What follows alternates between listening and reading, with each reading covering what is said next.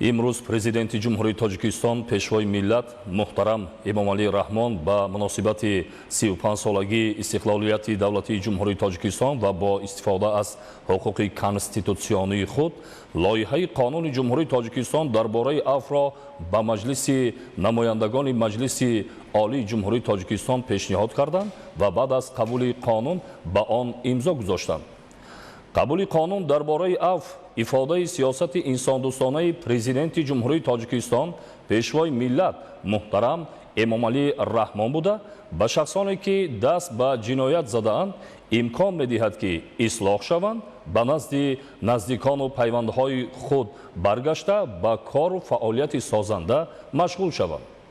قانون عفو به 18038 محکوم شده تطبیق می‌گردد.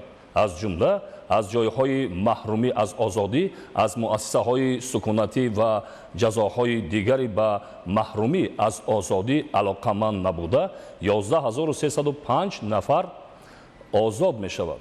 مهلت اداگردیده جزای 6733 نفر کم کرده می شود. قانون نسبت به زنان و نابالغان امتیازهای بیشتر را پیش بینی می کند. از 507 نفر زنان که ادای جزا می نمایند 248 نفر از ادای باقیمانده جزا آزاد می گردند و نسبت به 259 نفر مهلت ادای جزا کم کرده می شود. از 134 نفر نابالغی که ادای جزا می نمایند 99 نفر از ادای باقیمانده جزا آزاد گردیدند نسبت به 35 نفر مهلت باقیمانده ادای جزا کم کرده می شود. قانون درباره عفو اینچنین نسبت به شخصانی که پرونده آنها در پیشبرد مقامات سودی تحقیق و تفتیش قرار دارد تطبیق می‌گردد.